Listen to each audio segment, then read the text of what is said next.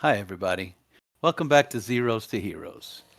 We haven't introduced ourselves for a while, so I'll just call out some names and have our cast wave to you. So we've got Becca playing Rip, and we've got Baniel playing Pieta, and John playing Stony, and Mel playing Sunny. All these names get stuck in my head. And Juliet playing Fern. And I'm Jack. I'll be your DM for the night. Thanks for coming back, guys. Um, so,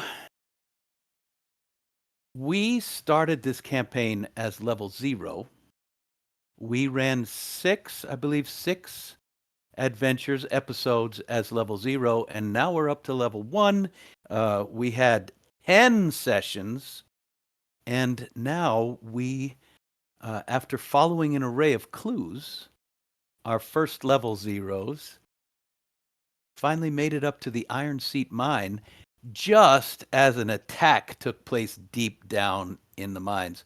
And then all of them dived into magical harnesses and rode a zip line deep into the very heart of the mountain, located hundreds or maybe thousands of feet below the city of Gladewell, and found themselves face to face with three raving, misshapen Fomorian giants who had slaughtered a regiment of soldiers and a few mages and went to town. And it took us the entire 2 hours pretty much to fight this battle out.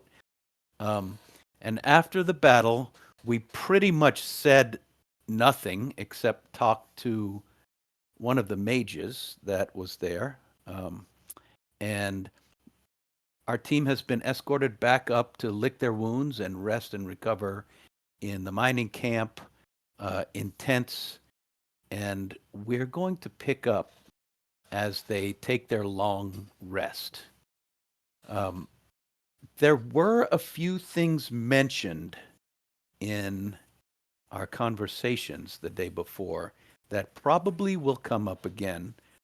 And we hope, as fans of the show and as an audience, that our characters don't forget what they talked about. Um, but, so we're high in the Iron Seat Ridge Mountains on the western face, miles and miles above the town of Gladewell. In a crack in the side of the mountain is the entrance to the cave that has been turned into a mine. And over the past 5 years, it's been deepened and widened, and a level outside of the mine has been cleared for camping and enclosures of horses and goats and pallets of supplies and tools lying around and everything that goes with a mining operation.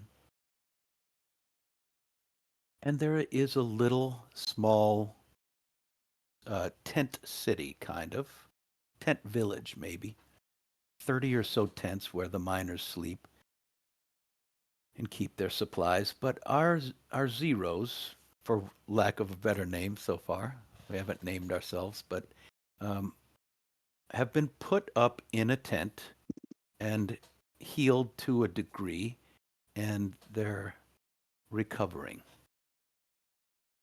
It's cold up in the mountains, and the wind blows strongly at night, and they bundle into their furs and sleeping uh, equipment, gear, um, sleeping bags. What do we have? What do they call it in D&D? It's not a sleeping bag. It's A pallet? I don't know. There's a name for it in our inventory, and I always forget. Bedroll. There you go. It's a It's a bedroll. bedroll. But you guys have furs on top of you and everything to keep warm. Um, the stars are amazing at nights, so far away from any other lights. You can see constellations clearly that you maybe hadn't looked at too much before. The air is very clear. You can feel the wind biting through all of your clothes and through the walls of the tent, and you bundle in, and the darkness is overwhelming as the only lights out here are torches that flicker in the breeze. And everyone is experiencing a nice, long, peaceful rest in hopefully security and warmth. And as the night passes, you occasionally waken to the sound of voices and the jingling of harnesses and the cries of workers as they yell to each other throughout the night for different reasons. But you fall back asleep and dream. And we'll pick up in the middle of one such dream. Sonny, you dream of your siblings and your home in Gladewell and your moms, your two mothers, and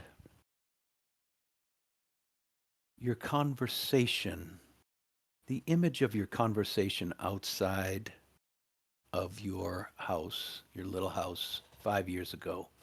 The image comes up and you see yourself on the bench, your mom sitting beside you, her arm wrapped around your shoulder.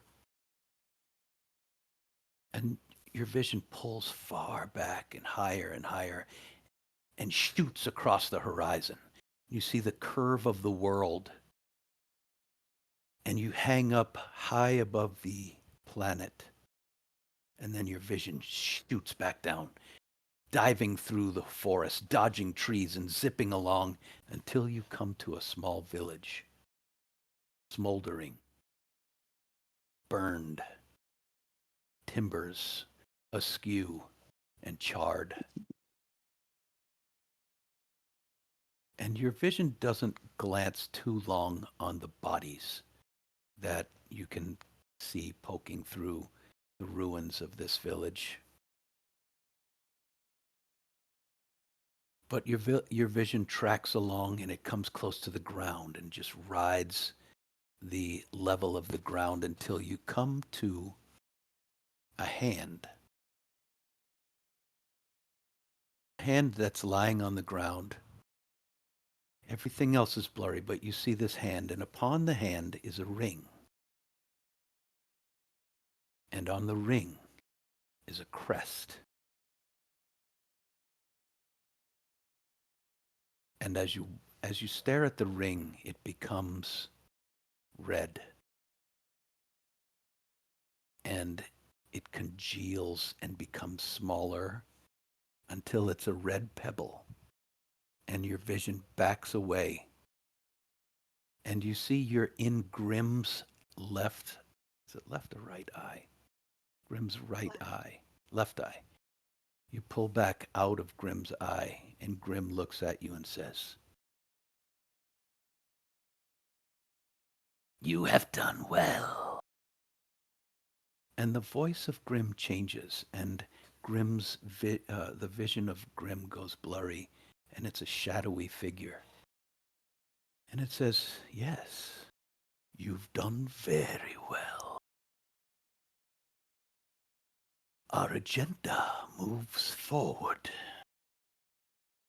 Your brothers and sisters all support you across the world. Remember your ties."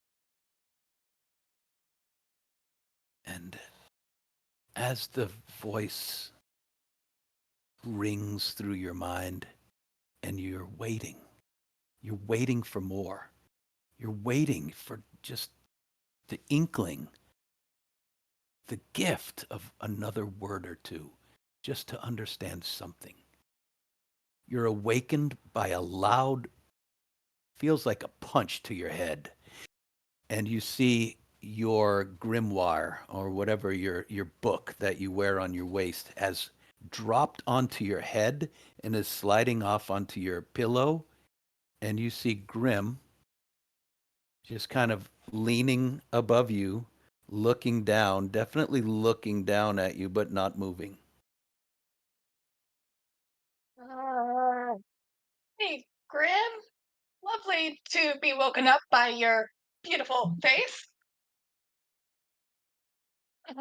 Any response as I go and grab the book? No. Do you put Grim on? I do. I grab the book and then immediately put Grim on, as I would every morning. And when you put Grim on, he looks at you and says, "Get to work, lazy bones."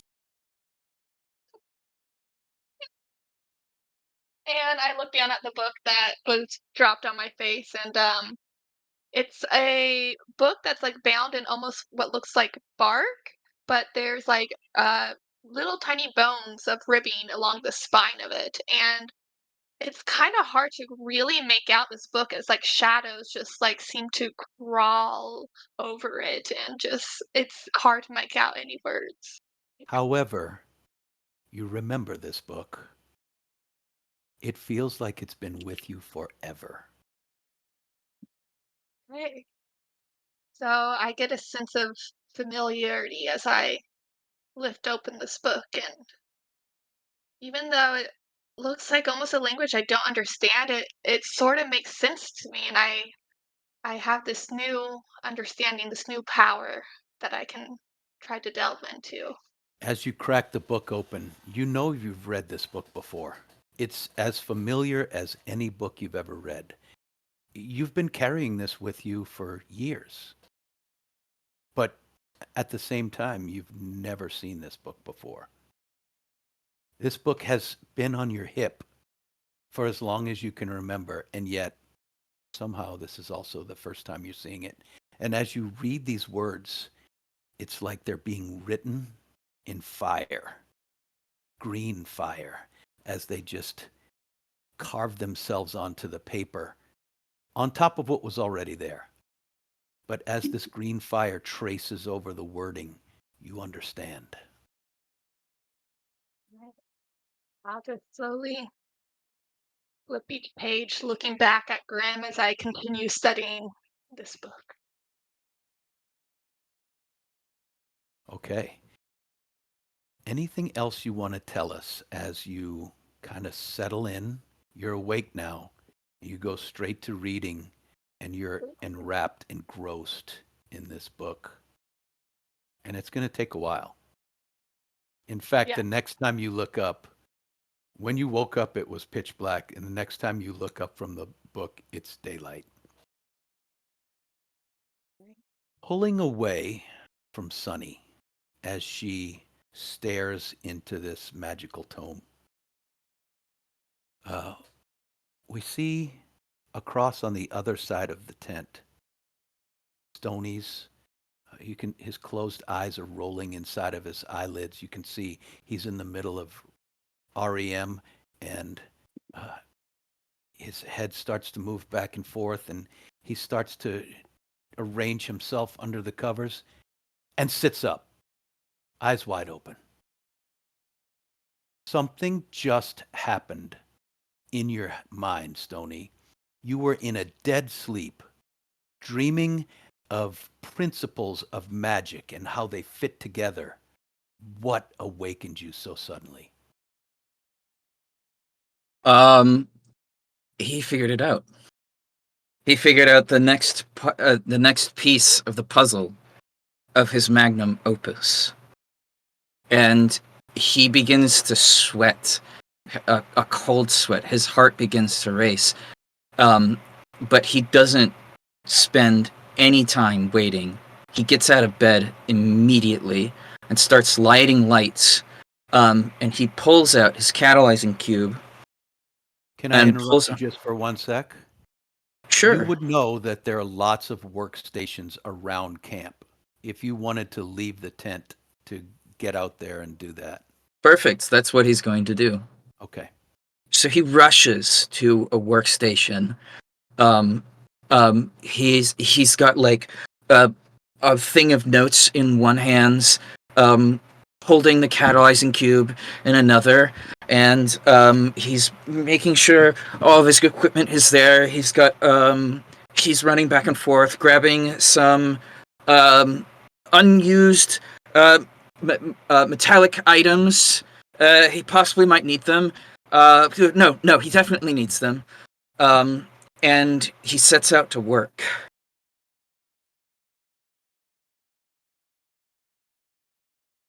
And things begin to spark and fly.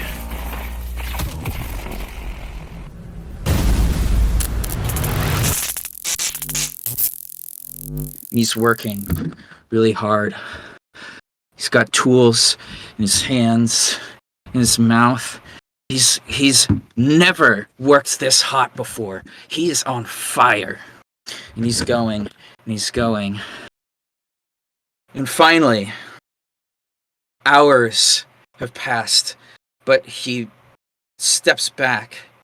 His hands are shaking.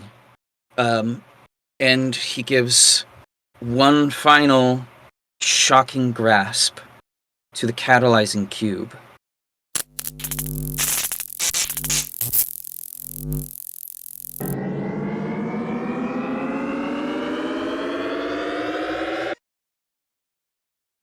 Startup sequence complete. Awaiting commands.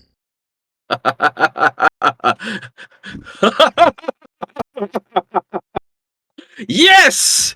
Yes! I've done it!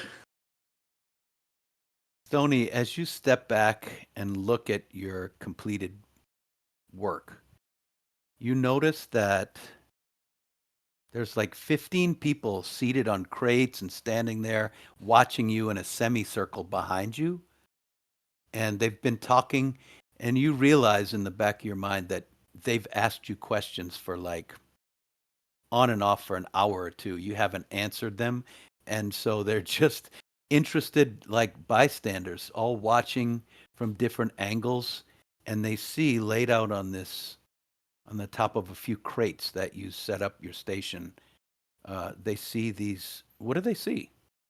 So they see that this cube sort of come to light, and it pulsates, and the gaseous part has sort of expanded away from it. There's a little more connectiveness, and it's like floating. There's a nice little lilt to and bob as it sort of like floats and sort of like adjusts and shifts and turns. And it seems to be looking directly at Stony, if a cube could look at someone. You know, Stony, waves away the questions, and he begins to observe, and he says, Cece, go and fetch that soldier's sword right from their pocket. Affirmative, Master Ironbog. And it gently goes over, and a magnetic sort of attraction right out of his belt, and it floats there until it stabilizes. Bring it here. And it floats back over. He snatches it out of the air. The crowd of soldiers and miners are just clapping and cheering, and they can't believe it. They're asking questions like, what is it? Why did it do that? What's going on? Who are you? Etc. Stony Ironbach, at your service. He'll blab and blab and blab until he talks these guys' ears off about their inner workings and machinations. He's fairly certain that these guys won't understand a word what he's talking about, so he's not worried about losing his sort of intellectual property per se. A couple of them ask questions that are semi-tangential to what you've done, like what sort of minerals, which spurs you off in another 15 minutes of rambling. Is there any product, any finished product other than your cube that is visible here right now? Not at the moment, but Stony has ideas. Okay. And Cece is now his magical assistant. All right. Is that like a familiar or It is technically called a homunculus servant. Got it. It is an infusion. It's his first infusion. Awesome? Fantastic. So a magical servant. Cool. So again, this scene ends in early daylight, probably 2 hours after it began. And from there, we're going to take a step back into the tent at night as Sonny leaves the tent. I'm sorry, as Stony leaves the tent and Sonny is studying her book in the dark, her face lit up by the greenish glow coming from the book.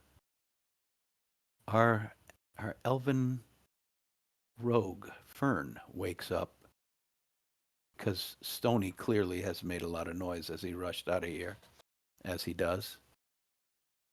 What's going through Fern's mind? Fern had a really hard time getting into her trance in the evening. She ended up spending quite a bit of time just staring at her companions while they were drifting off and feeling frustrated at her lack of being able to adequately protect them.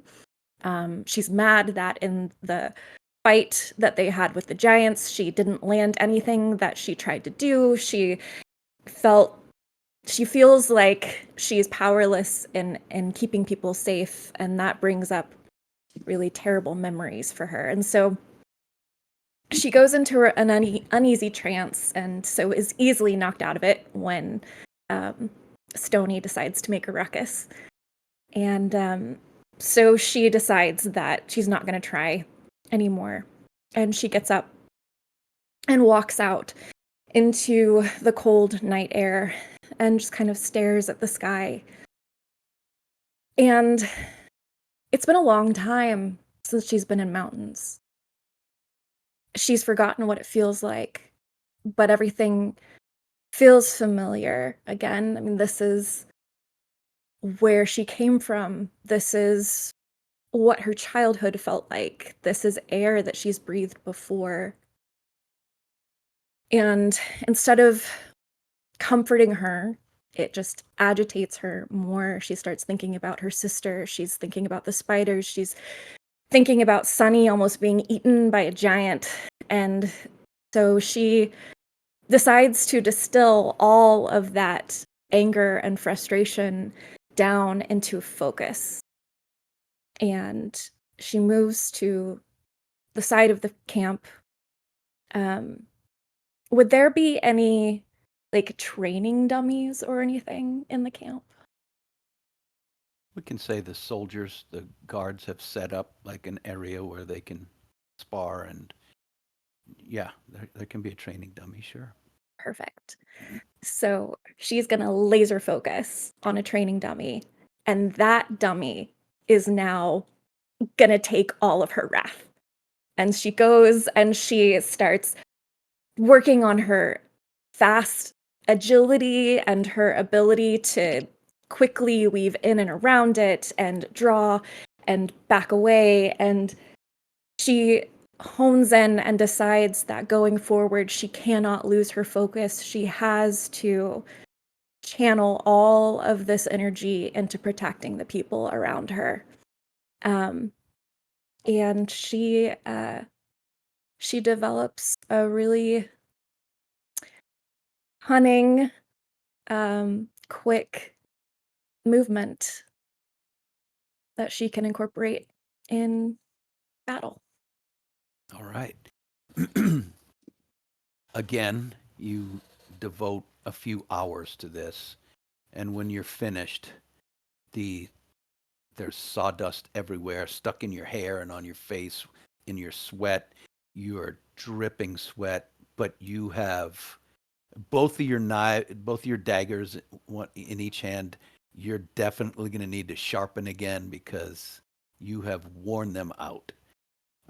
The training dummy is going to have to be entirely replaced. It's in shreds, in tatters now. But in doing so, in pushing yourself to the limit, you found that you can push farther and farther. And you pushed yourself to the limit multiple times in this lengthy training bout and probably focused harder than or at as hard as any other time in your training. You took it personally and realized that you are not going to allow this to happen again. And you walk away with the profound feeling that you've made progress in some way. So dripping wet, and you've also drawn a crowd, a small crowd of 10 or so people just like eating breakfast and smoking pipes and stuff, just sitting back watching you work.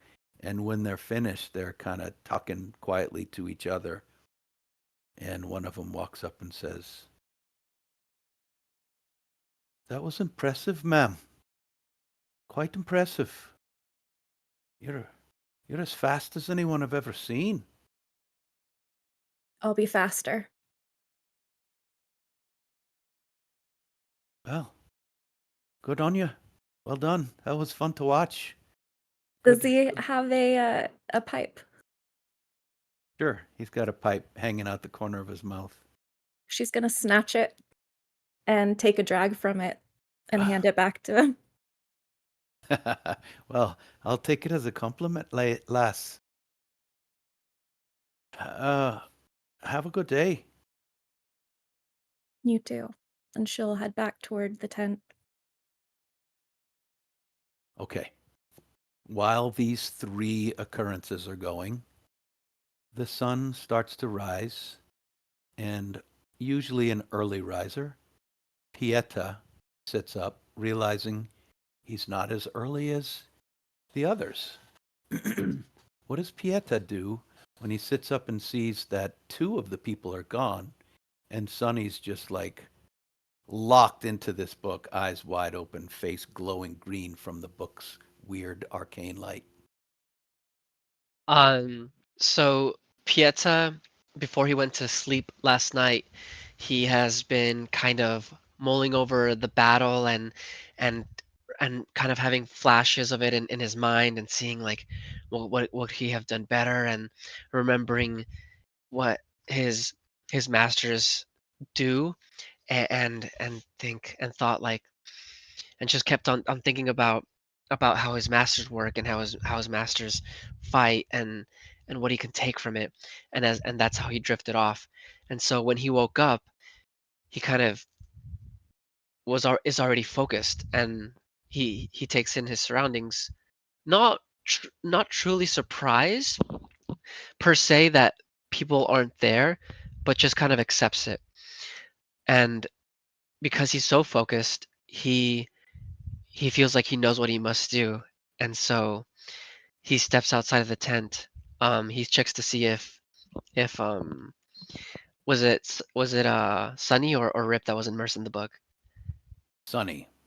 He checks to see if they have any conscious, to just a simple good morning, but otherwise, She's not even don't- facing you. You could say good morning, but she wouldn't no. reply.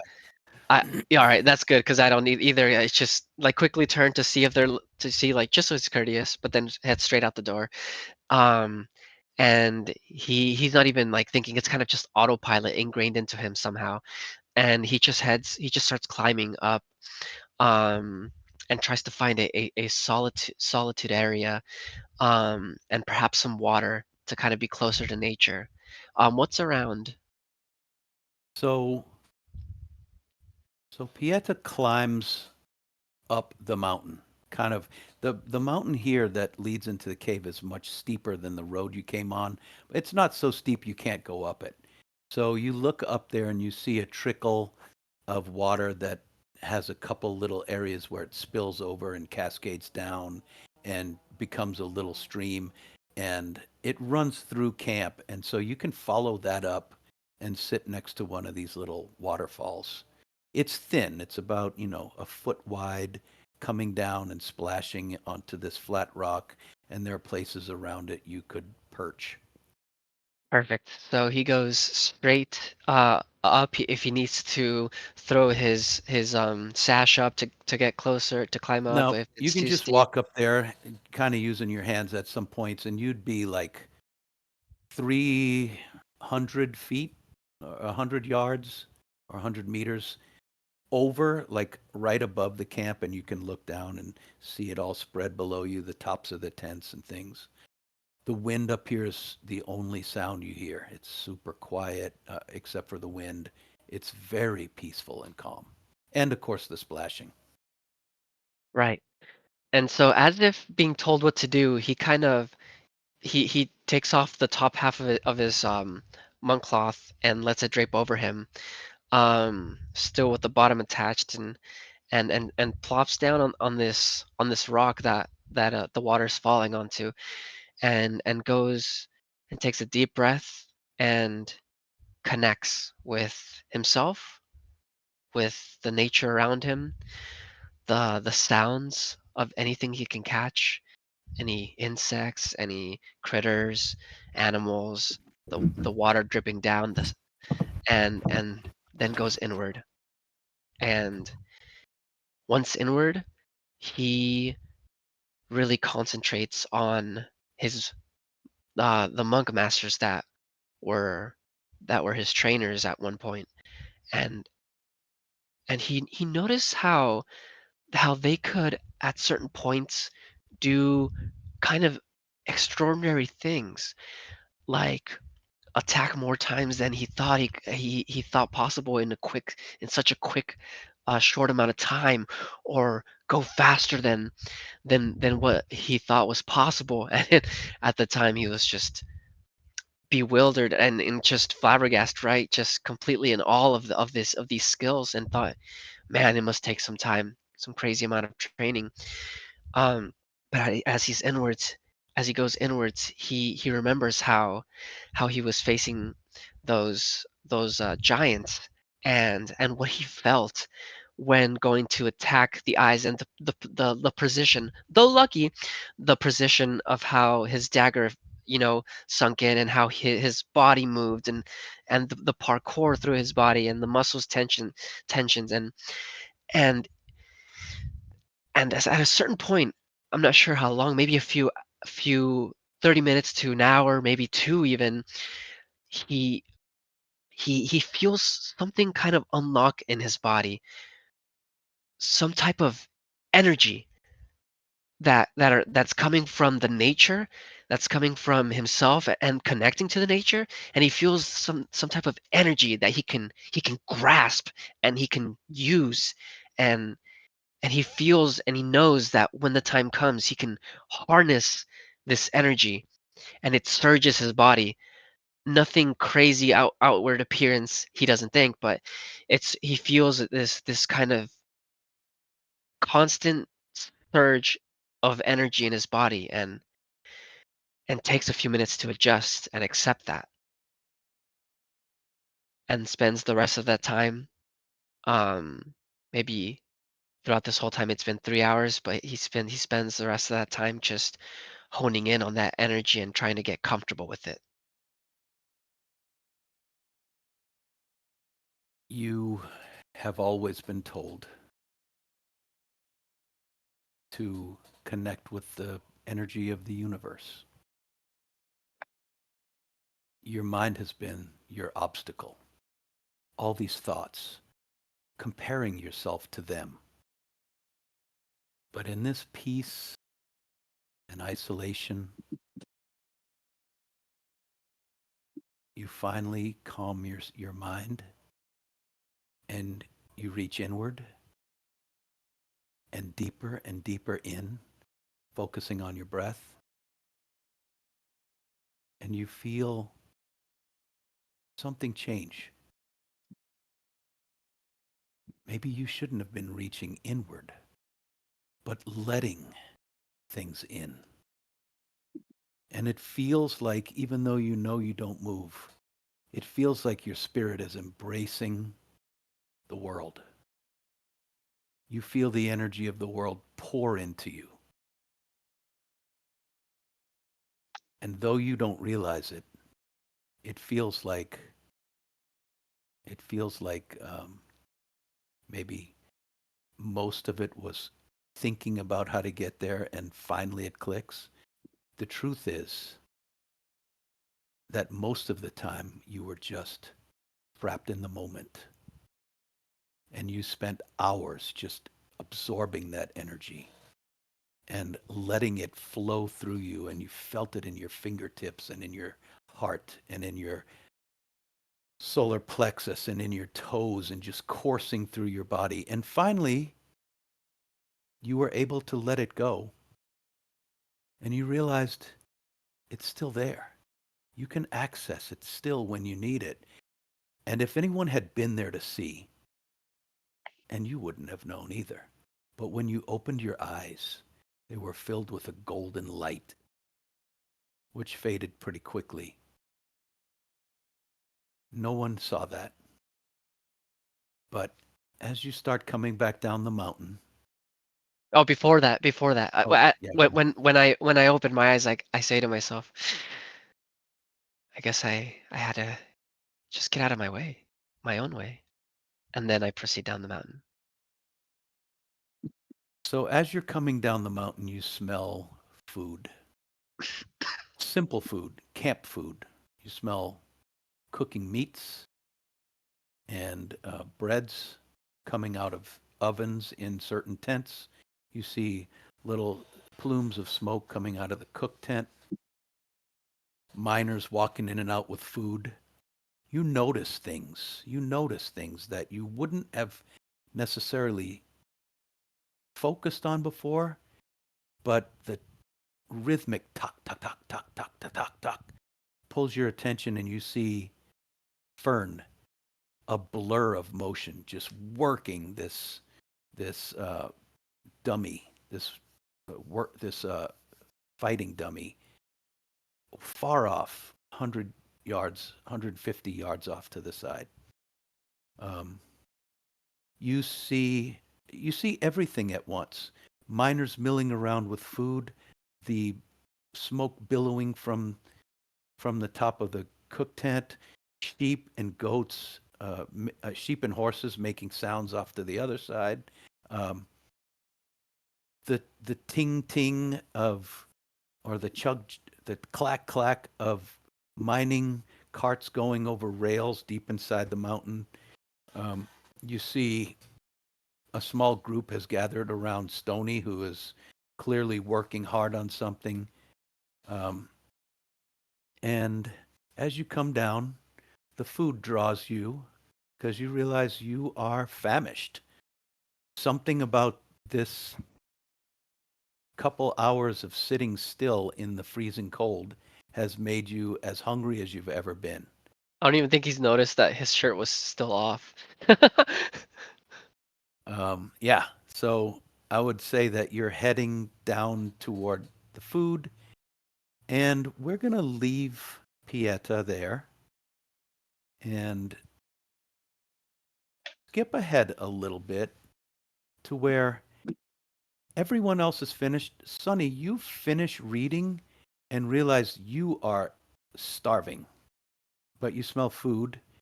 And Sonny and Fern, all of you, you've spent so much energy, whether it's physical or mental.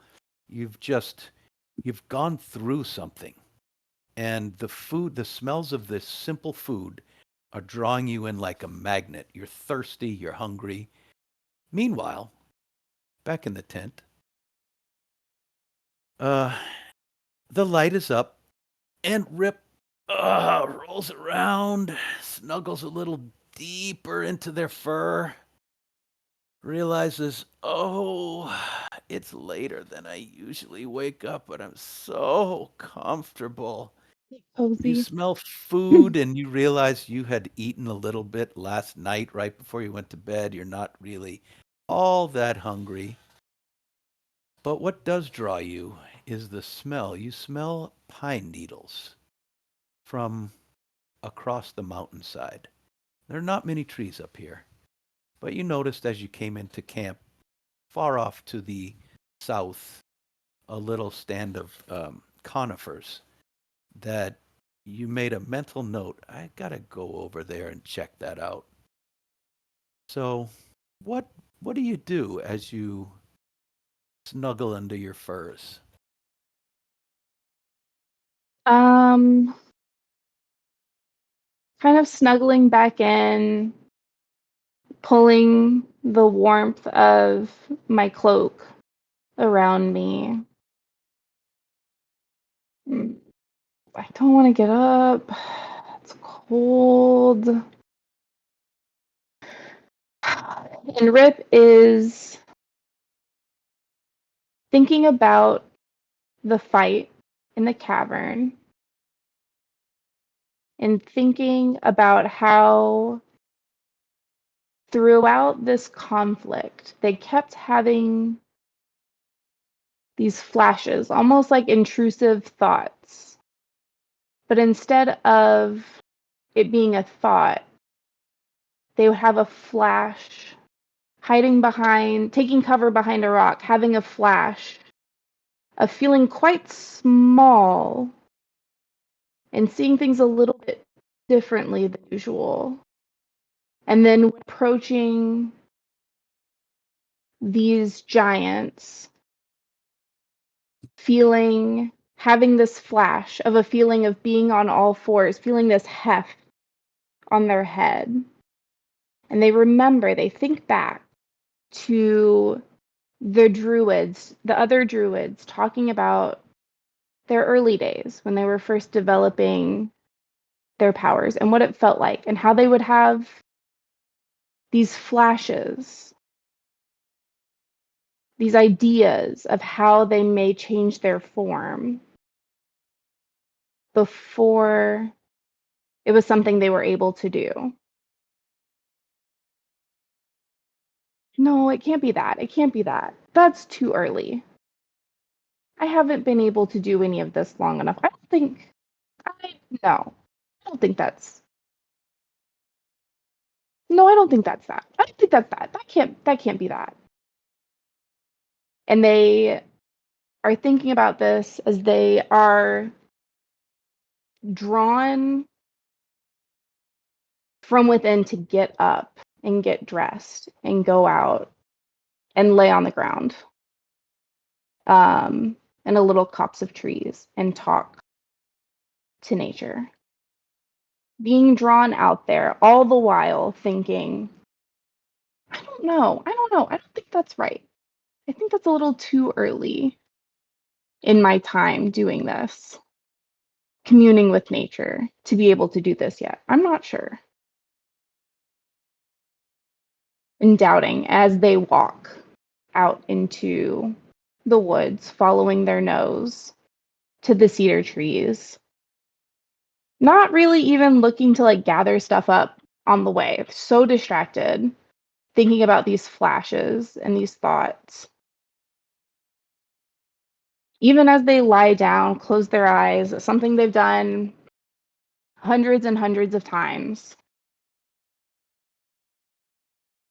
to lay down and close their eyes, and they think, and they keep getting these flashes, and they keep thinking back to when they felt like they were on all fours, when they felt this heft on their head, and somehow had a flash of seeing things taller than they actually are. And they feel, as they're lying there, this pressure on their head. Not weight like before, but pressure from within. And they feel greater and greater and greater pressure. And in their mind's eye, they see themselves stand up in the form of a caribou. And as they're focusing on this thought, the idea of doing this with no one there to help and no one to see it just kind of sucks it back in and opens their eyes and sits up. Okay.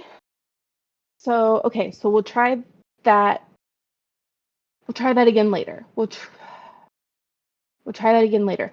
I'm gonna go get breakfast, and they'll travel all the way back, not looking at a single thing. Normally, they'd be picking sprigs of plants and grabbing pine cones, harvesting grasses as they go through. They're not thinking about any of that.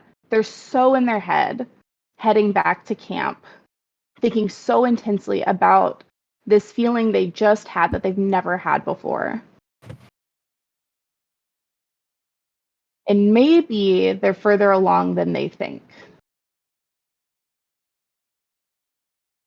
Anyways, I'm gonna go get some breakfast. Yeah.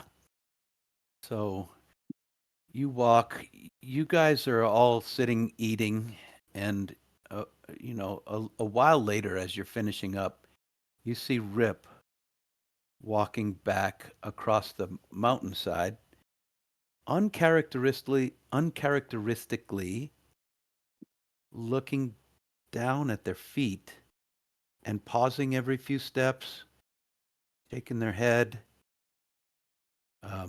absent-mindedly feeling the top of their head as they walk along, and walks directly past you guys without noticing, grabs a plate of food, just shoveling stuff onto it, and sits right down on the ground and starts eating without looking at anybody. But 50 minutes into our stream, you guys are finally back together. And the day is yours. You guys like the food? I helped cook it. I should certainly hope that you have done so well. I was such a big help. I stood there and I handed them pots and pans Oh, and I thank handed you, them. Pulse. Wait, what was that, Stony? Did you? Wonderful work! You did such a fantastic job. Thank you, Yeah, thank you. did Yeah, great. yeah. I felt like a good contributor of society. You know, I mean, everyone was already mid cooking when I arrived into town, so that's really all I could have done. But anyways, yeah. I hope you guys are all enjoying it. I felt like I kind of had a little creative touch to it. I say, Peter, come here. Stand closer to me. Uh, uh, Stony, what do you mean? I'm Closer. pretty close already. No, I'm pretty close already. Okay, I'll get a little He closer. steps closer, takes 2 steps back. He says, curious. You, something, you have changed somehow. Uh, uh, Usually the ley line properties that pervade those living forms tend to be they burst out in waves, sometimes chaotic, kaleidoscopic, but yours, well, Huh? they seem calmer, like a gentle wave, pulsating, curious. That's so interesting. You don't say. Well, I do feel a little more powerful, a little more centered. Yeah, it's interesting you say that. Ah, yes, yes, and you, Sonny, I say,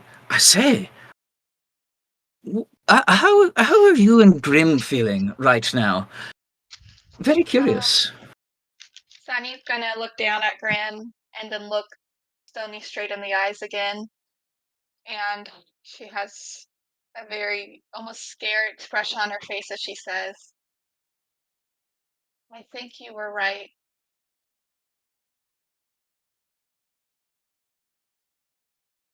Such is the burden of a genius. But remind me, what am I right about? Do you remember when we were talking about my magic? Ah, yes. I don't think I'm a sorcerer. Oh, no, that much is obvious. You are a warlock. Yes, indeed. Curious. Are you feeling unwell from this arrangement? I'm feeling powerful. Yes, indeed you are. I am sensing that too. I can tell quite well. Yes, there is a darker presence about you. No, that's not a bad thing. Power is used in many different ways. It can be used good, bad, much like a hammer. Yes, well, and you, Rip. I I almost mistook you for. Well, I hope you don't find this rude, but I almost mistook you for an animal.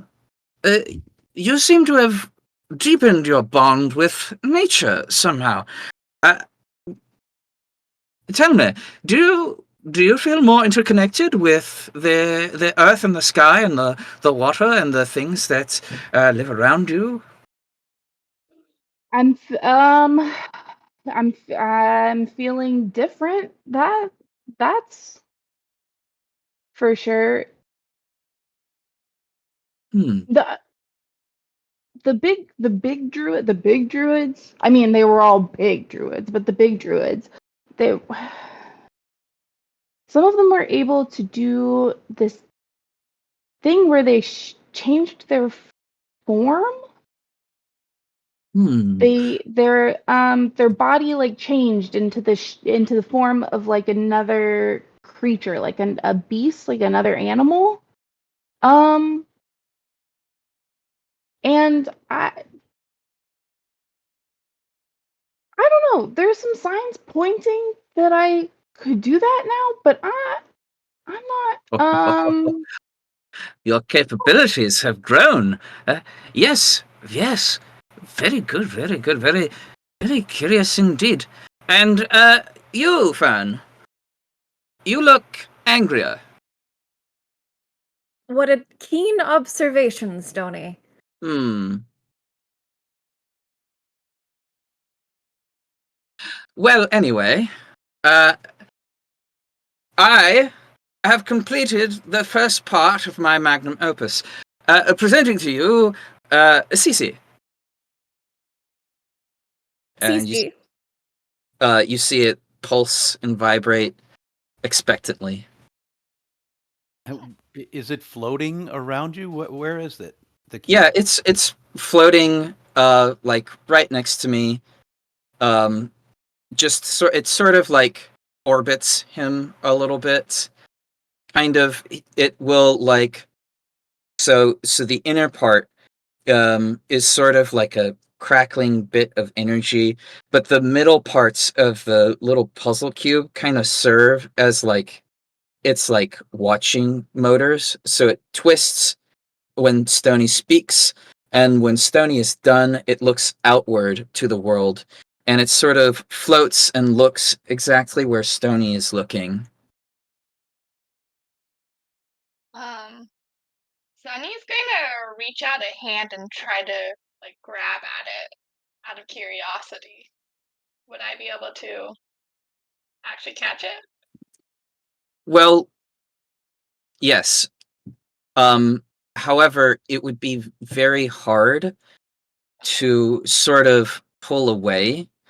What you sort of when you sort of grab it and start pulling, it gives at the beginning, but then it gets harder to pull away until you can't anymore, and when you release, it sort of pops back into place, and it twists, it does a little twirl, and it like looks at you, Sunny, and it sort of shrinks and expands and shifts curiously. Hmm. Cece, you are quite interesting. It bobs. Ooh. Oh, I like this.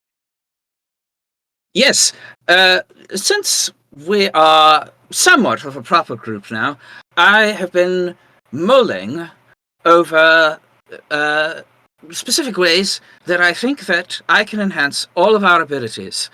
Um, so, should you have time alone, and I am always available because, well, I love my work, of course. Uh, Please come to me, and we shall come up with some sort of way to enhance your capabilities for all of you. Very kind of you, Stony. That thing is so cool. What did you do to it? I Never mind. I'm good. perhaps another time then. Yeah, definitely. Group, do we remember what happened yesterday? Because I'm pretty sure we kind of got in a big fight, and now, well, what do we do now? Well, I suppose we figure out what to do about all of this expensive magical energy that's being stored here. And how does that relate to spiders? If at all. And who Also- are these wizards in Amon? Also, where is Nimbus?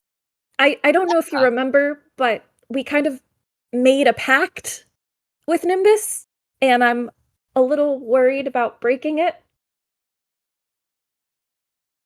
Will she be the one that's breaking it? I mean, she could have helped her in the fight. I think the pact was specifically that we would help Nimbus. Oh. Yes, we are in search of a thing, an unspecified thing. Though, I suppose that means we would have to go back down into the mines in search of this thing of which we do not know of what it is. Presumably, as it were. Well, we know that they're pulling material from the mine, but they're storing these rocks that are holding energy somewhere. I thought it was being stored in a chamber down below. Or are you saying it's being stored elsewhere as well? Well, I think it might be. It is being distributed to Iman. And, well, Why don't we Gladewell wait for doesn't the seem to be next- benefiting. What if we wait for the next shipment and follow where it goes? It's a good idea. It's not a We bad could do idea. that. Yeah. It is. Maybe we can ask to accompany the next shipment as protectors. It's bodyguards. Yeah. Oh. Can I be the supervisor bodyguard? Yes. Yes, you can, Sunny. Thank you. What can go wrong? Many things, but with me, I'm certain that nothing will. Oh, Stony. Who should we talk to about becoming bodyguard? I feel like maybe Twirly could help us with that, or I don't know. You If said you not had something you Twirly. wanted to give to Throm. No, not Throm. What was his name? Fuck. Elder Mellow. Rockmellow. That one. Yes, we probably should ask Elder Rockmellow. I suppose it is pertinent. We are lacking information, though we should still be wary with who we should be sharing information with. I do wonder. It does seem that Arcanist Twirly and Arcanist Throm are very valuable to this operation. Do you think it's safe for them here? Are you suggesting we kidnap them? Well, probably not kidnap. I think that would put a very large target on our head. That's also illegal. Yeah, just bad. That's just the bad thing to do. Yes, rules should never be broken. Okay, I don't know about that. I'm just saying that's morally, speaking. Maybe we can convince them to I don't know, get bodyguards themselves? Would we be their bodyguards? I don't know if they'll come with us if we accompany the shipment. It does seem like they're kept here. Here's what I think. I think, seeing as we are somewhat of rescuers, that the Arcanists, the two of them, and Elder Rockmellow are in our debts, though we should be kind about it. However, we should be owed some information, so I think we can use that a little to our leverage. I think I could agree with that. Even though they probably do owe us a little bit, but we got to be responsible with that, and not take advantage of it. Of I mean, course. to a certain extent, I think we should take advantage of it, but just not to an extreme. We're all on the same side, you see. Well, now Rip, that we're all on the same side. Rip, were you gonna say something earlier? An idea, perhaps?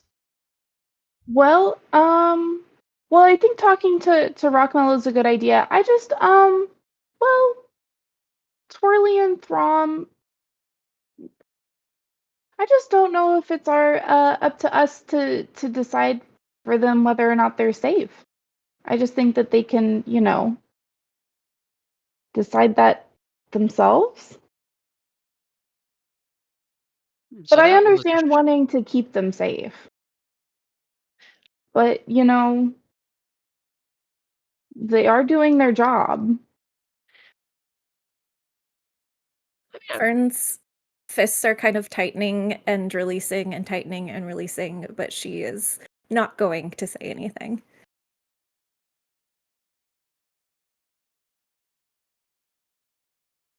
I think the bodyguard stuff was kind of a cover just so we can kind of get closer to the brimstone or something. But I mean, they probably don't need it. But this is it's one angle. Is there anyone in Gladewell that you all trust that we should be sharing this information with? Because I feel like this kind of affects our entire hometown, possibly. It does. But the second that others know that we know, the more danger we're in. And therefore maybe putting them in danger, who we tell. So we keep it a secret amongst the 6 of us? Sorry, 7. Sorry, Cece. For now. For now, Sunny. Cool, I'm good with secrets, yeah. You won't have to keep it for long.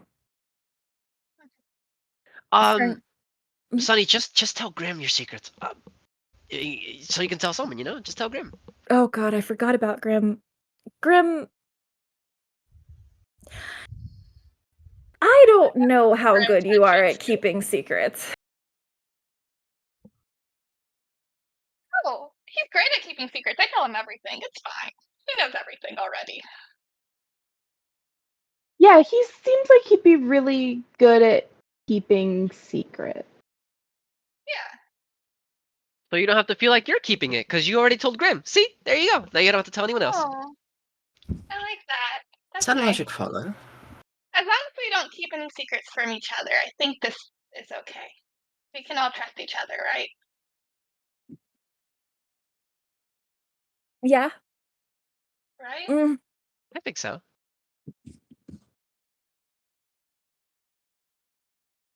Fern is gonna grab Stoney's hand and whisk him off behind one of the tents. What are you doing? Stop this. Why are you accosting me? Where are you guys? All right. Sunny, trust us to tell the truth. We haven't been telling the truth, Stoney. What truth? What do you mean? The truth about what we know. What we know. I've been pretty forthright about useful and pertinent information, so I don't see a problem here on a matter of trust. What are The you referring to? note? Ah, the note. You said you had taken care of it. Yes, as far as I'm aware. But that doesn't mean they shouldn't know. I beg to differ. I would rather not induce, what is it, feelings of anxiety or worry amongst the group. Panic causes quite a stir. It's, you said you had put a handle on it, and therefore it is taken care of, right? I hope so. I don't know for sure. I wasn't there to see the outcome, but I entrusted someone who should take care of it. You know, Fern, we've been due for a conversation, and I've kept my mouth shut on quite a lot of things. You may think me a daft fool or what have you, but I've been keeping notes about you, just so that you're aware. I understand that you're quite capable, and I've given you that grace, and though I have not been particularly nice towards you, so sorry, I have been very, very graceful. I haven't asked questions. I would rather not be worried about whatever it is that you feel that you have under control, because I trust as well that you are quite capable. I've seen it in action before. I've dealt with those fops in the Alabaster Lyceum, those troublesome colleagues. Our relationship, not so different, you and I. So long as you do your job, I shall do mine. Does that sound all right? A troublesome colleague. Oh, sorry. Need I remind you about the squirrel that you put on my shoulder yesterday? It was needed, and it wasn't real, Stony. It couldn't hurt you. Ah, yes, a necessity. Heard that all the time in the Alabaster Lyceum. Oh, yes, it was an absolute necessity to cast Fireball at you. You need to practice your defenses, Stony. It's all the same to me. Just whatever it is, keep it under wraps. Keep yourself useful. And we'll be fine. Sure, Stony. I'll keep myself under wraps, just for you. Wonderful. Then there's no problem whatsoever. None at all. Should we go back? I dare say we should. Wonderful. As you all walk back, I'm saying to Payetta and Rip, that doesn't seem weird at all, does it? That they ran off when I said that? That's normal? I immediately like clock them, and I'm like, that was a crazy shifts in energy back there. I think I could sense something. Are you guys okay? Oh, just fine. Stony and I were just talking about how great colleagues we are. And then I turned to Sunny. Oh, see, you're fine. Everything, see, it's Oh. fine. They're like in a secret relationship or something, aren't they? You're sorry, your words not mine. No, no, they said they're great colleagues. You know, I think they're fine. No, colleagues. Yeah, Alright. colleagues. Okay, yeah. Well, it was really just all over the place. So I just wanted to check up on you guys. But if you guys say you're okay, all right. Well, trust you, Yeah. because we'll trust you. Your It's trust well is earned. well placed. Love We you. shall not let you down. No, we won't. Everyone come in here, group hug. I'm so Ooh. proud of us for surviving yesterday. Ah, touching. Okay, here we go. Still shirtless. Ooh, he like puts his drape back on. Grim kind of pops up in the middle of the group hug and like looks everyone in the eye. Yeah, Grim says, fucking disgusting. Always know how to set the mood, Grim. Give him a little pat on the head. Right. Oh, Yeah, I'm gonna go get some air. I'll be back. I need to open up oh, this tent. Let the currents kind of go in and out. Uh, Rip, do you think maybe we should go get Rockmallow and see about either getting some more information or accompanying the shipment? Yeah, I think accompanying the shipment would be a good idea. At least to keep an eye on the stuff and where it goes. I think that's I a great guess idea. Eldir would be the best one to ask. At least the best one we know pretty well. Perfect. Stony, you should go with Rip. Sure. Okay. I shall go with you, Rip. I'm sure Cece will be a great help. Come along, Sissy. While they are leaving, Fern is going to turn to Sunny and grasp both of her hands and look her in the eye. hi. Are you okay? I am fine, and so are you. It Oh, doesn't have to be bad. You are not a bad person. Your magic doesn't have to be bad. Don't be scared. I killed something yesterday. Killing is not always bad. Sometimes it is necessity. Sometimes it is kindness.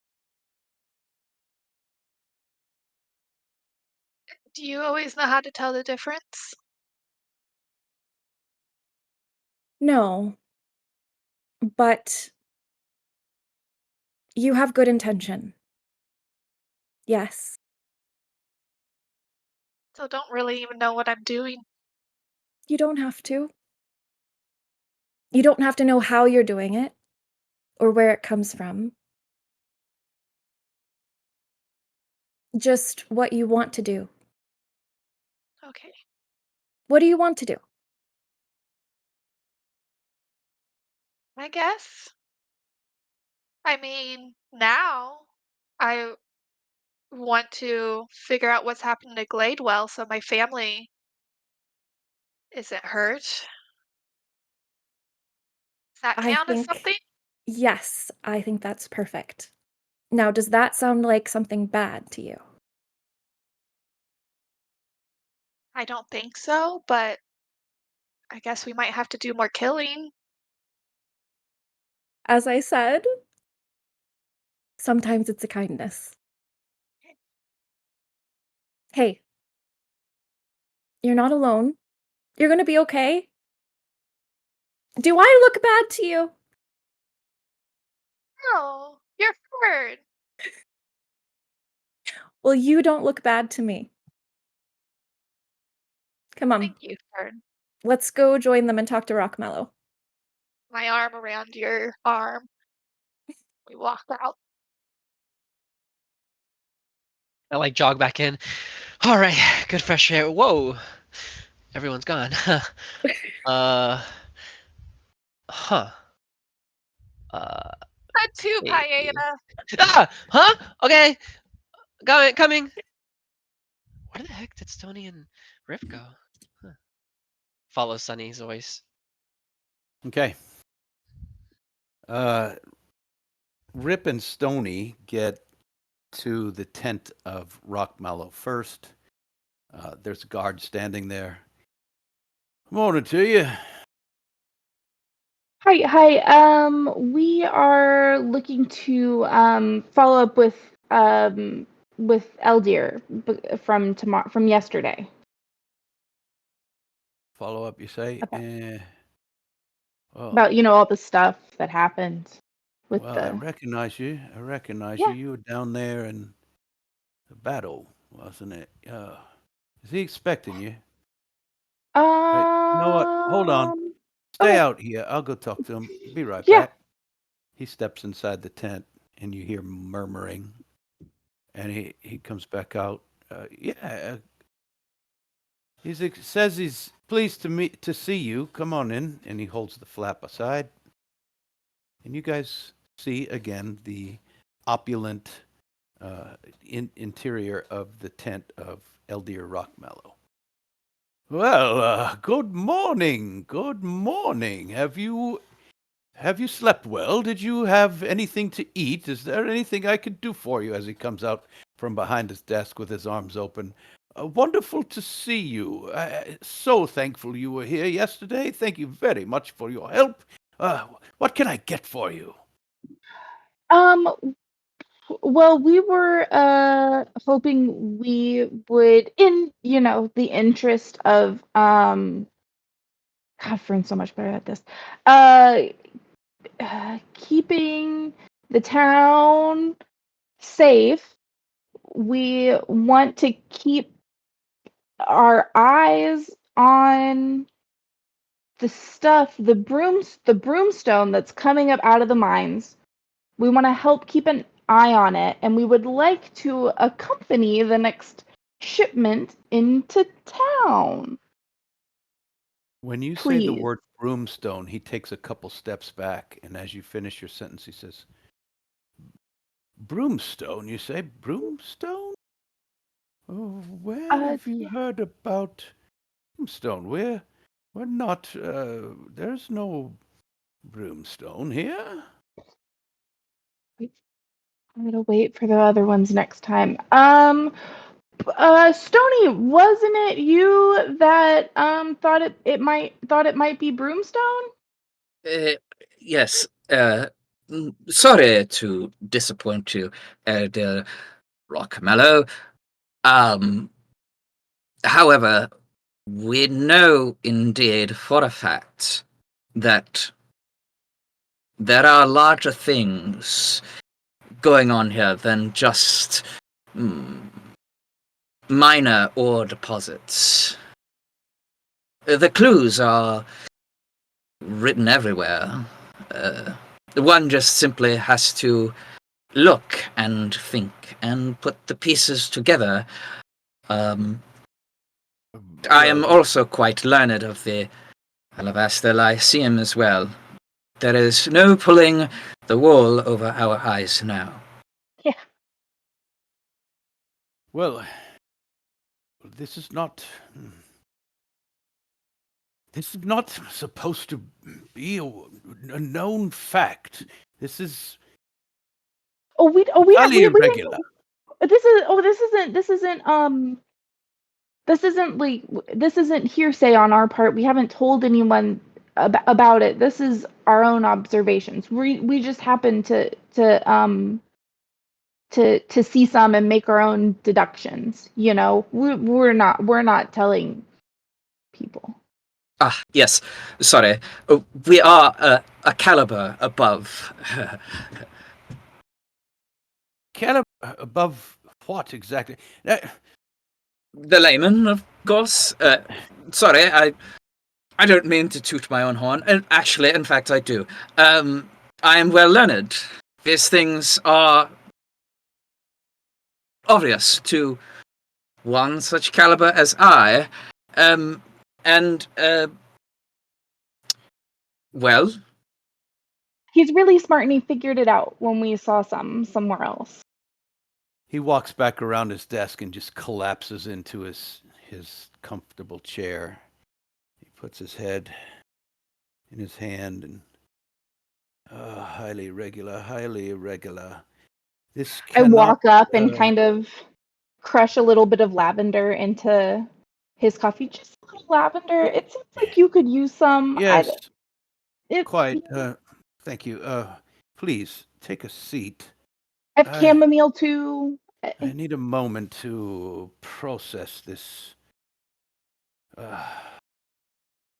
you understand, this cannot become common knowledge. It cannot hit the streets of Gladewell. This is something that we must keep under wraps, you see. I was strictly forbidden to... We were strictly forbidden to allow this information to leave this camp. And though we very strongly appreciate your intervention yesterday and your aid, and you see, we are completely safe and secure here with our retinue of soldiers and mages on duty. I don't... Oh. He rings a little bell and the soldier steps in. Yes, what can I do for you? He says, bring me Mage Throm and Twirly, please. Yes, quickly. Yes, sir. The soldier disappears. Just about that time, the other three of you walk into the tent, and you see Rockmellow with his head in his hand and mumbling to himself, and Rip and Stony are seated in chairs near his desk. Are we having tea? Hey guys, would you like some tea? Would you guys like some tea? Yes. He stands up and rings the bell, and nobody comes. He rings it again louder, and another soldier. Yes, sir, Guildmaster. Bring teas for everyone. Teas quickly and make it swift. Aye. And the soldier disappears. Yeah, I'd love some tea. Are you all right, Mr. Rockmallow? You seem Why you look so I'm glum, chum? Well, just one moment, please. Your tea will be here shortly. He stands up and starts leaving the tent. Where are you going? Rip is slowly putting their hood up and pulling the drawstring really tight, like you do on a hoodie to like close the. Yeah. Have they done something to upset you? It is. As you stop him, he stands up tall as he and his dwarf height can, straightens up his jacket, rolls his neck and shoulders a little bit, and turns back around and plops himself back down in his seat. Very well, I am Guild Master Rockmellow, and I have come to the understanding that you are aware that there is brimstone here in this mine. Ah. Never This cannot speaking to travel. anyone without you guys again. What was that? I didn't quite under... I said, I'm never speaking to anyone without my friends again. It's fine. It's fine. Pieta just goes and like pats Rip on the back. It's of the utmost importance, and he thumps his fist on his desk. The utmost importance to Iman, that this word does not squeak past this mining camp. No one can know. Yes. I would erase your memory if I could. This is highly sensitive information. I understand, Guildmaster Rockmallow. I do. But you see, we aren't just anyone. We were called here to help and make sure that all of you are safe and that the operation goes smoothly. So please don't be afraid. We're not here to spill your secrets.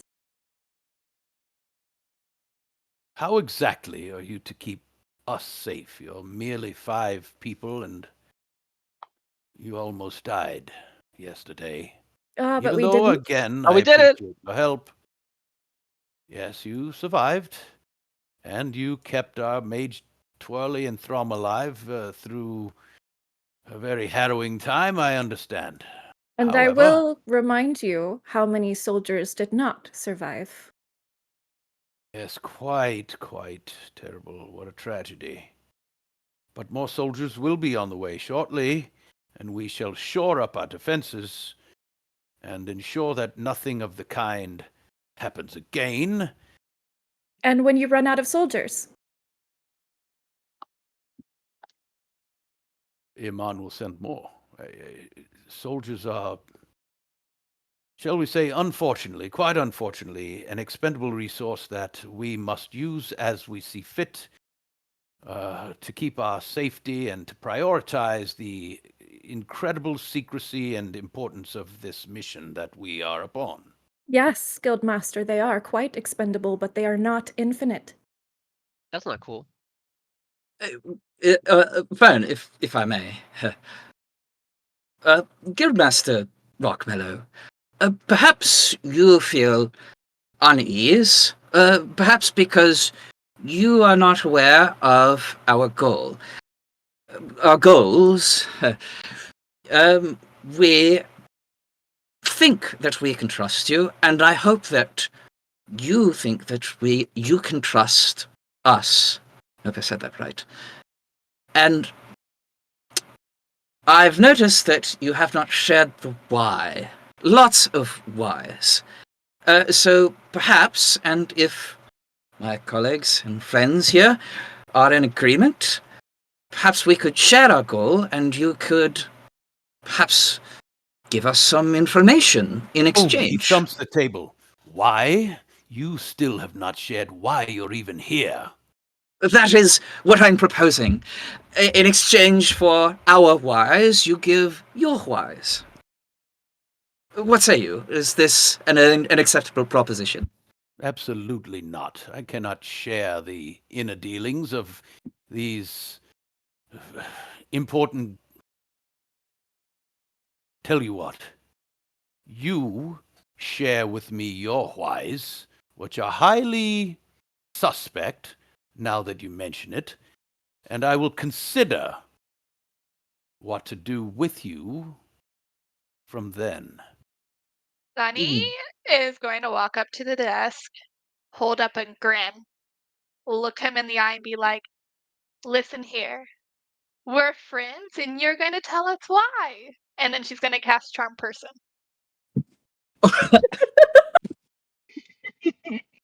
Okay, Sorry! pulling down the dice. Uh, what am I supposed to roll? It's a Wisdom saving throw. He rolls a 4. So you are now charmed, So and his you are now expression friendly. changes from one of barely concealed furiousness to it gentles, and then he smiles. Well, Okay. I don't know why I'm getting so worked up. He adjusts his collar. Friends here. You've been a friend for quite some time. I We feel do like so I've much for known you. you forever. Mm-hmm. You are such a lovely. He stands up and cups your cheek. What a lovely young dwarf you are become.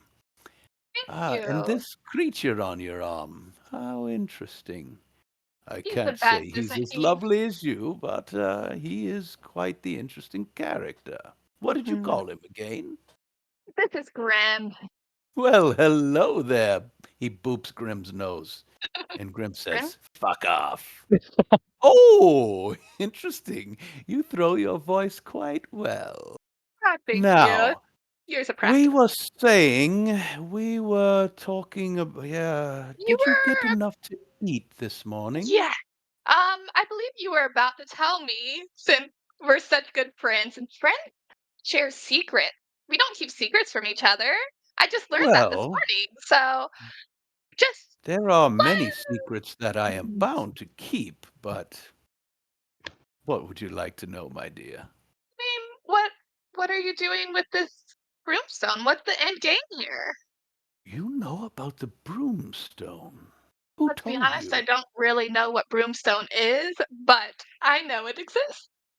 Why, broomstone is a quite magical stone. It's imbued with magic in several different ways, and it can lighten things like lighter than a feather. It can make them fly and float about and under control. I don't think I should be telling you this, but you look very. You can keep things between us, can't you? Of course, pretend like the others aren't even here. Yes, well, broomstone. It's what the airships used to fly. If you put a large enough chunk of broomstone, it could lift a mountain from its roots. It would be impossible to create such a huge amount of magical reservoir, but we are we are able to create quite a large sum. Hmm. And who, Just of between us, you understand. course.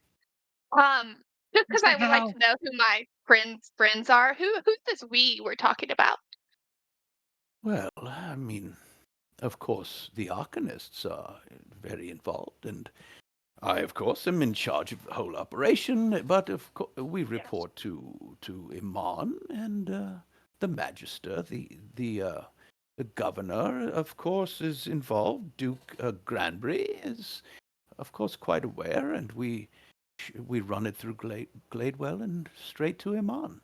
And the nobles and dignitaries and the bigwigs there are deciding how to disperse it and use it and sell it, and it's quite a profitable and power reinforcing enterprise. Hmm. Fun. Yes, it's quite, Uh, I tell you, pressure. The pressure is heavy, but I seem to be wearing it well, don't you agree? oh, you're doing a fabulous job. Why, thank you. You're so lovely. I feel like I could tell you anything. Love to hear that. Ask how they do Yes. it. Ask Did you how they get did you get enough to eat and drink, everyone? He looks around, Sonny. Is everyone happy this morning? Did you sleep well? Sleep well, everyone? I hope the furs we Wonderfully. provided were warm and your pillows and your bedroll were quite soft and you slept a good night. Oh, Ah, absolutely. what a fight that was yesterday. I've heard so many good things about you. Twirly was effusive in her praise of what such a small group of people, heroes of Gladewell, could achieve. It was quite impressive. Hmm. I I look back at Payetta. What was that? ask them how they make the brimstone. Mr. Marshmallow. How exactly do you go about making the broomstone? My dear, you know it's rockmallow, not marshmallow. You're so clever and You know, coy. friends have nicknames for each other. You I didn't love definitely it. just forget Please your call me name. Marshmallow. I love that. I haven't had a nickname since I was a child. Marshmallow it is, and you are Sunny, which is the perfect nickname in itself. You Thank are you. sunny as the bright morning sun. Now, your question was, How do you make the broomstone? well, I don't.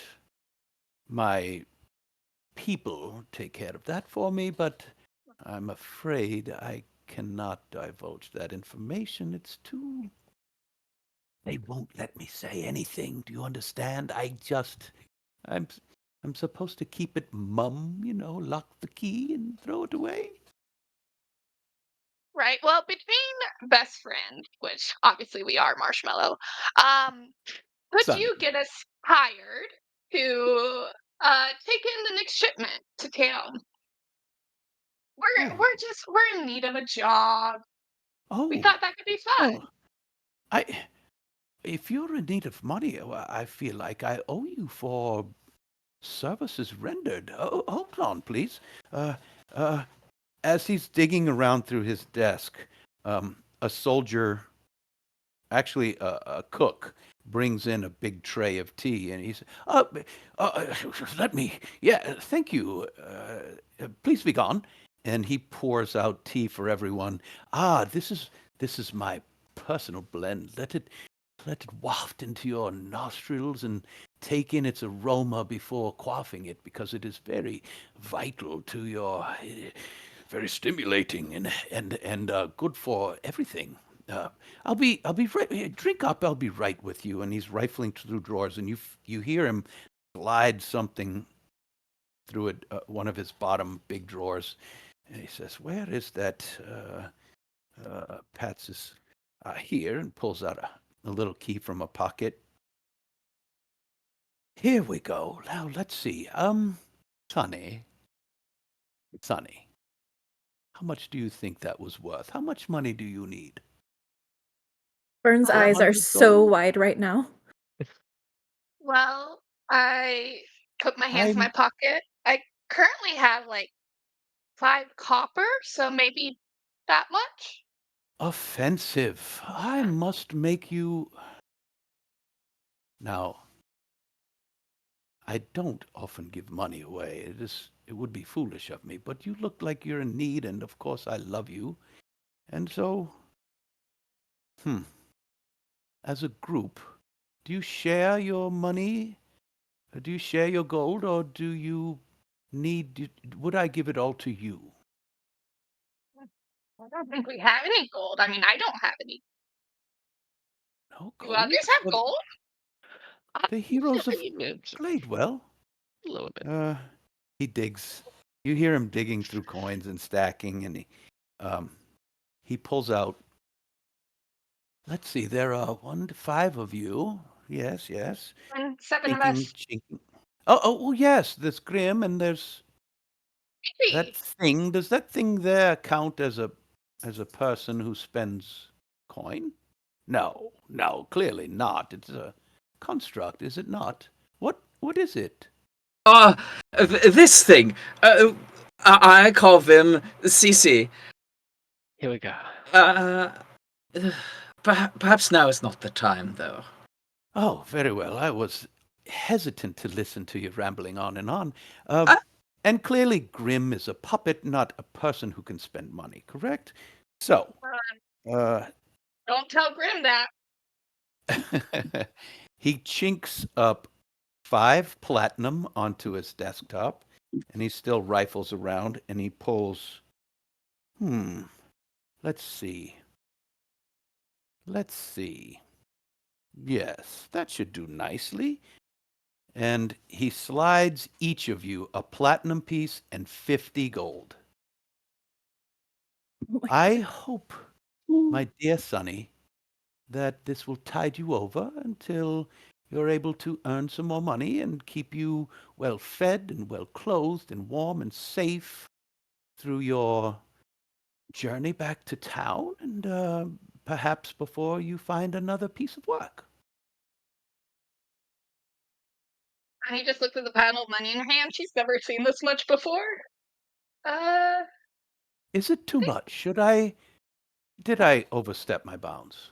Or is it not This is enough? perfect. It's perfect. Oh, Thank you. wonderful. Sonny, is this correct? This is the correct I, amount?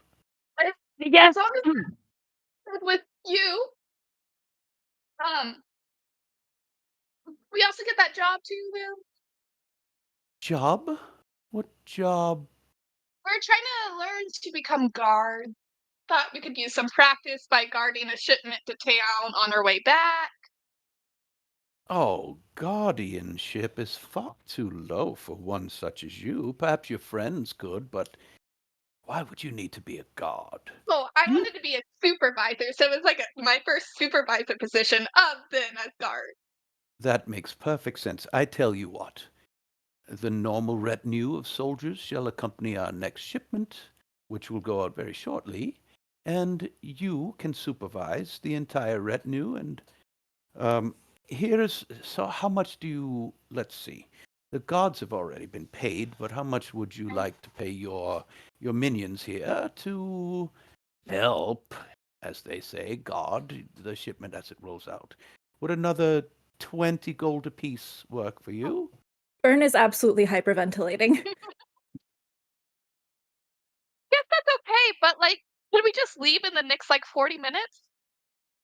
Well, you'd have to wait until the shipment is ready, of course. Is it ready in the next 40 minutes? Probably not. Maybe in the next 2 hours? We'll see. I'll put a rush on things. I'll do Hey, my yeah, very let's best. do that.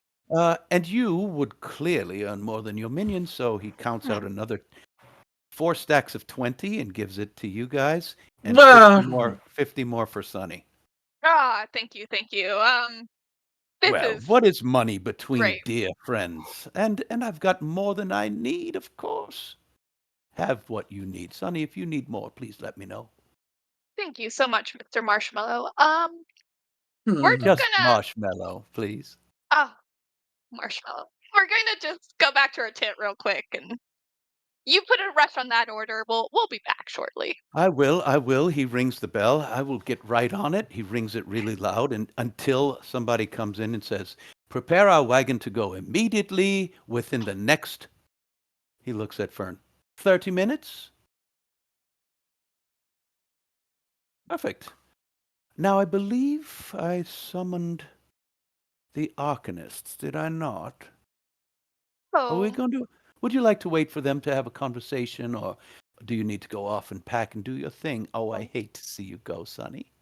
hate to see it too. I think we gotta go prep to go, but you can tell them that everything's good and there's no issues here. But it was nice to see them yesterday. Oh, perfect, perfect.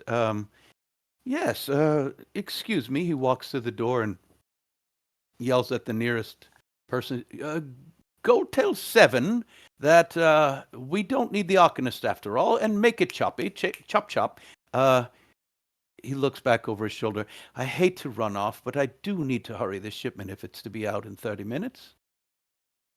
He comes up You for a big hug to Sonny and Sunny like jumps into his arms. wraps you up. Oh, Sonny, I'm going to miss you terribly. Please write and keep in touch. Yeah, of I hate to course, see of you course. go, I but know. you know what? Come see me before you leave. I really will hate to see you disappear without saying goodbye. Mm-hmm. One more time. Very well. And he wanders off as quickly as he can. You guys, you just have to be nice to people. Sonny, how did all of this? You should have come with me the last 5 years. Why? Oh, I haven't seen this much money in my life. You just doubled my life's income. Wow. There's just one small caveat.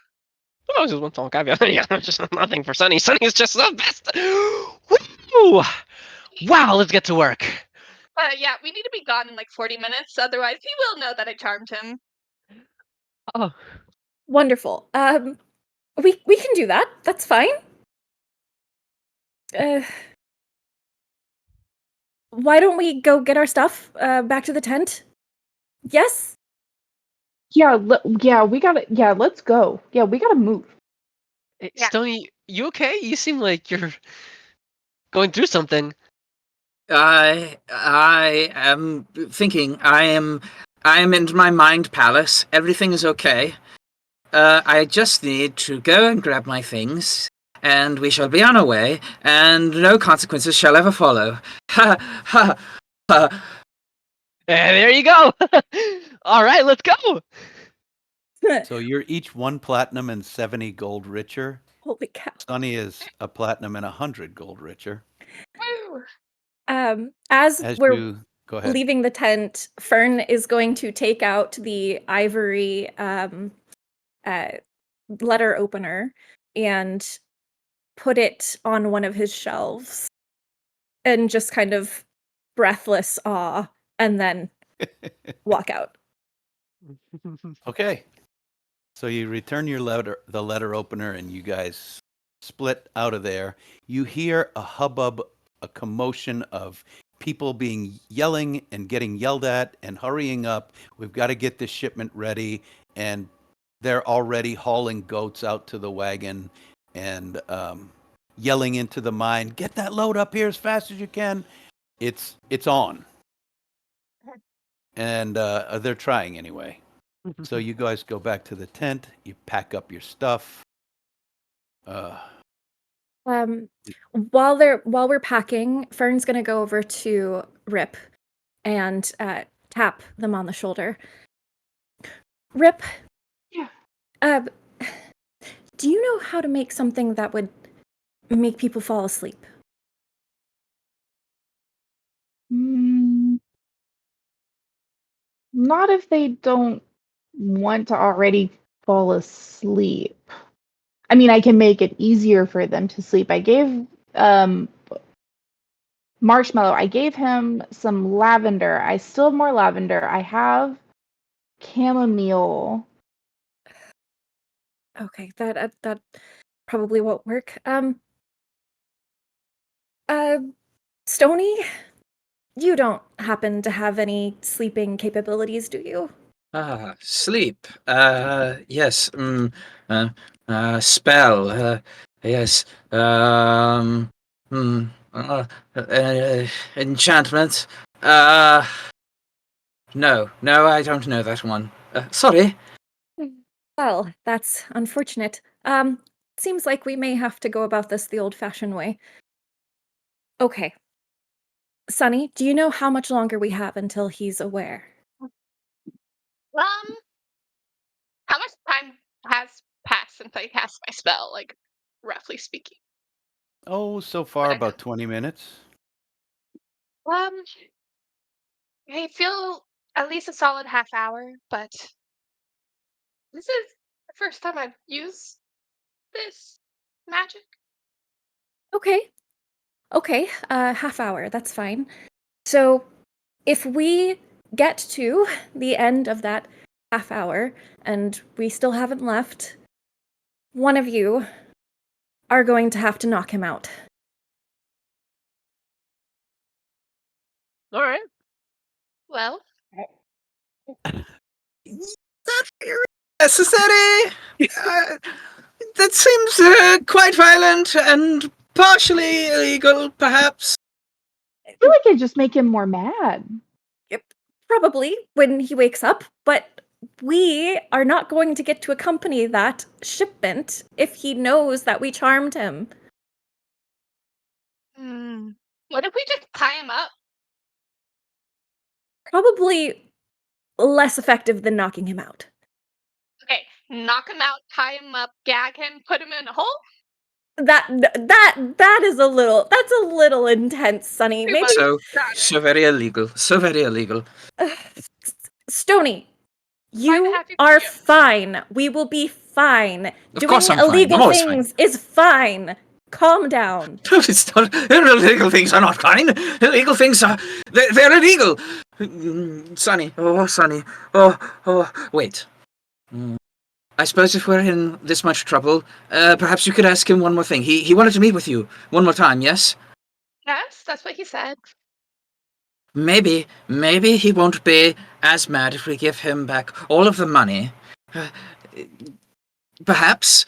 No, No, he'll still be no, angry. He'll still be Stony. very, very angry. Absolutely So we not. continue going forward and we make things worse. And how do we make things worse? We turn it into our favor and we ask more questions pertinent to our investigations. The one that's on the top of my mind, Sonny, we must know what it is that they're looking for, what it is that is here. I know they are looking for something. It must be the same thing that Nimbus was looking for. Maybe Guildmaster Rockmellow knows. Maybe you could ask him. Thought it was just the power of the chamber underneath. Is that not what they're wanting? I think that's only part of it. I think all of this brimstone might be more of an affront than we think. Secrets pile upon secrets. I hate conspiracies, but I must know. If he doesn't know, then he doesn't. If the question confuses him, then perhaps then there was nothing there after all. But Sunny. yes, yeah, all the things add up. Ugh. Sunny, what's stopping you from trying to charm him again? Well, I that I guess I could try again. Okay, why don't we try that? If it gets to be half an hour later, we try to charm him again. And if that doesn't work, we knock him out. Okay. Okay. Stony, are you going to be okay? Oh, ha! I'm always okay. No need to worry about me. Oh, you're right. No need to worry about you. I'll never worry about you again. Rip, could you come with me into the forest? Yes, Ripus still has the money in their open palm because they just have not been able to fathom. But they put it in their cloak real quick and walk with Fern. Yeah. You have a link to nature, right? Yeah. Okay. What if, stay with me here, we use that link to try Uh-huh. to call Nimbus? Well, yeah. Yeah. I mean, the spirits are not always super receptive to nature. It's kind of like they're kind of like in charge of it. Are you talking about like a making like a collect call on nature's copper piece? Because she doesn't love that. Like we could try, but she's not her favorite.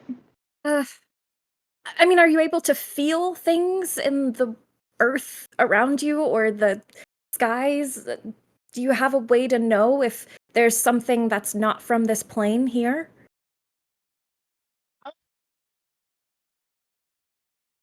Sometimes, but that wasn't really in the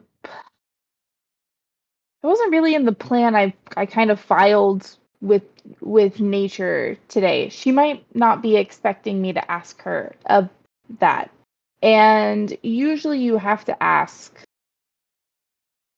first Well, in the morning when she's like in a good mood. right, And then like right. later in the day you're like, "Hey, remember when I said, 'Hey, can we do this?'"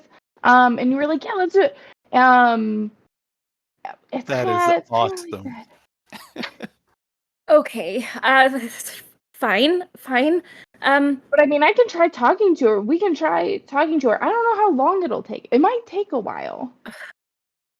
um, Fern lays down on the ground like she's seen Rip do, and like grips onto grass and closes her eyes, and she starts to like visualize the threads of magic around her, and she doesn't really know what she's doing, but she's going to just like try to piece things together, tie them, and create some kind of something to try to commune with the forest. Rip gets down and starts trying to coach Fern a little bit, whispering to her in Sylvan some of the things that the higher druids would tell me when I was trying to attune in the early days.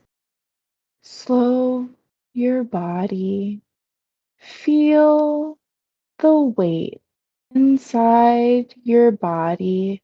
Press against the ground. Fern, roll an Notice. Arcana Yeah. check with disadvantage. Okay, Breathe deeply. that is an 8.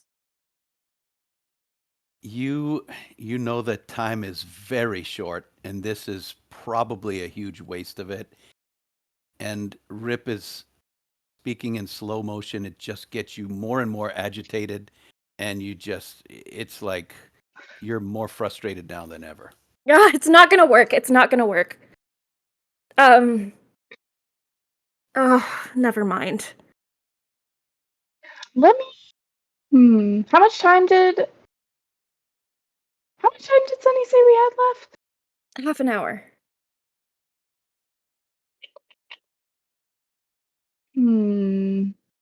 Feels like about 15 minutes now. Less than that. I might be able to find Nimbus, but I don't think I have enough time now. Okay. Okay. That's I fine. think if we can get further away and I can have a little bit of time, I might be able to find a way to find her. Great. If I can do some of the stuff I think I can do now. Guys, mind if I interject?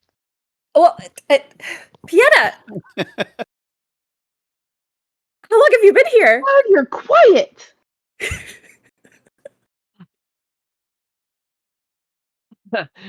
He gets like really red in the face. He's like, I might have walked into something I shouldn't have, and just like slowly No, backs no, up. no, no. It's fine, Pieta. It's Wait. okay. It's fine. What do you need? One sec. Sorry, there's something wrong. Okay. Um, what are we gonna do when we get to the brimstone? And like, are we gonna acquire it somehow? Like, what's our plan? Are we just gonna wing it? Did we think this through? I'm having an existential crisis right now. Or No, just a no, regular no. crisis. Calm. Okay, we all need to calm down. We all need to calm I'm down. calm. I'm just worried and flustered. Okay, let's breathe. About Ready? this time, you hear a whistle. Um, and you look over back toward the camp, and there's a wagon ready, and they're cinching up the final traces for the goats to pull, and a couple soldiers are mounting up to their horses. And Rockmellow is walking slowly out, rubbing his hands together. Well, it looks like we've done our job. He's walking over toward Sonny, who I assume is standing around. Like, guys, Looks we got like 10 minutes. these bumbling idiots were able to pull it together. Well, once again, Sonny, I will miss you. Please Aw, write. You of know my course. address. I sure do. I'll come visit every week. I promise. I would love that. Lovely. Do you need anything, Sonny? Can I help you along the way? You're a young dwarf, and I hate to see you Oh, take a misstep. well, I have the group to take care of me, and I'll be fine. Just in case, I had the cook prepare you uh, a couple days worth of delicious Oh, rations, and oh he wow. snaps his fingers, and a guy bundles forward with a big old wrapped cloth package, and he Oh, hands it to thank the you. to to Rock Mallow, who hands it to you. Sonny, these are biscuits and uh, eggs, and boiled eggs, of course, uh, and meats and such. That should tide you over for the next few days, or however long it takes you to find civilization. As you're speaking, another wagon pulls up the road into camp. Looks just like the ones that go out.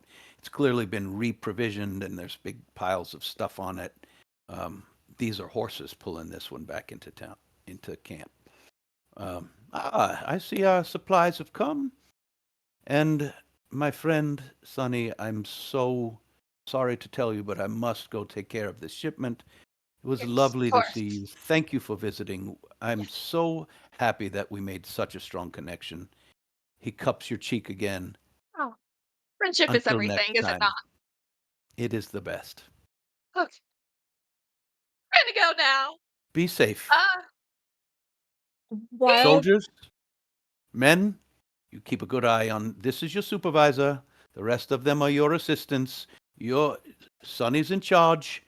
And these four are just accompanying learning your trade. Please be careful with them and listen to Sonny.